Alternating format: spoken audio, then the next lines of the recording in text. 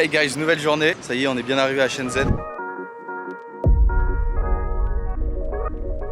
Donc on est retourné en Chine. À Shenzhen, on est parti pour faire quelques petits quartiers. Voilà, on reste une journée. Et là, on va dans le centre commercial où il y a le plus d'électronique. Donc on va voir si on va acheter des petits trucs, des cartes graphiques. On va essayer de filmer à l'intérieur. Je pense que c'est autorisé. Et ça a l'air incroyable. Par contre, il y a vraiment zéro touriste dans cette ville. Allez, je vous emmène juste une petite journée à Shenzhen. Demain, on retourne à Canton. Alors demain, ce sera juste du shopping. Et ensuite, on ira à Shanghai. Donc on verra ce qu'on pourra filmer. Et j'espère vous donner des petits bons plans. Allez, let's go.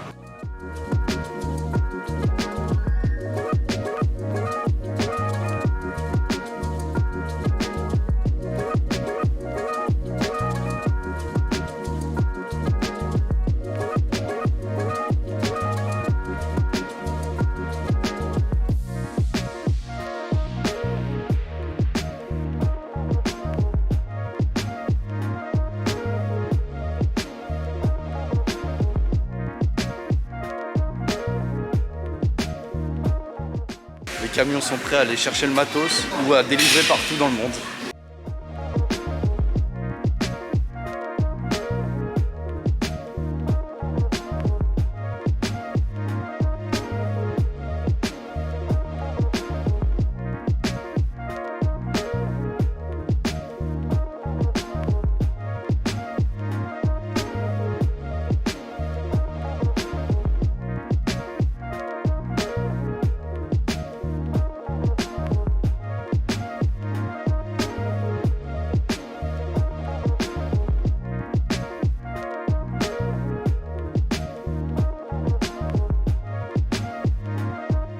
Ça y est, on a fait les différentes boutiques. Bon, honnêtement, si vous voulez acheter des LED et des composants, changer des composants électroniques, ça vaut le coup. Mais après, en termes de nouveautés, si vous voulez acheter par exemple des nouvelles cartes graphiques, c'est quasiment voire le même prix avec les frais bancaires. C'est le même prix quasiment qu'en France, voire même moins cher en France, vous voyez. Donc honnêtement, si vous y allez, c'est plus pour vous balader, plus pour acheter des LED, si vous voulez acheter des choses, des LED, des trucs comme ça. Je vous mettrai quand même en description les adresses là que on a visitées. Et après, on va aller au quartier futuriste de Shenzhen.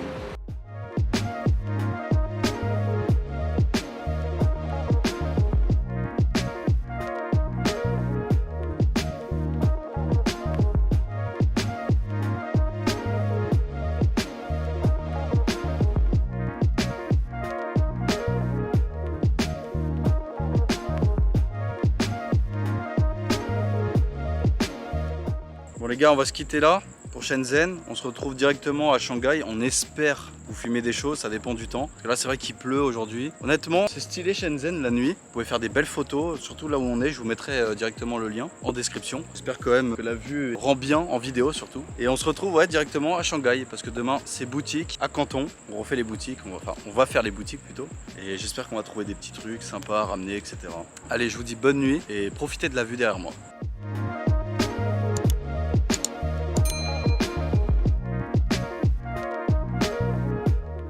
Hey guys, nouvelle journée et malheureusement la dernière. J'ai pas pu vous filmer plein de choses à Shanghai tout simplement parce qu'on n'a pas eu le temps. Mais du coup, je voulais quand même vous faire une petite conclusion histoire de vous dire mes impressions sur la Chine. C'est la première fois d'ailleurs que je vais en Chine et bien sûr de Hong Kong et de Macao. Je vous ferai un peu mes avantages d'ici, ce que j'ai bien aimé et ce que je n'ai pas aimé, histoire de vous faire un petit ressenti de comment c'était pour moi. On va commencer par les avantages. Donc honnêtement, j'ai dans l'ensemble adoré la Chine. C'était incroyable, surtout les visites de building et tout, c'était waouh. Après honnêtement, en 2 semaines, avoir fait que ça, j'en avais un petit peu marre. C'est vrai que là 2 semaines ça suffit. Honnêtement, j'aimerais bien visiter la Chine sous autre angle, c'est-à-dire visiter les différents endroits où c'est magnifique en termes de randonnée, de beauté naturelle quoi, pas forcément que des buildings.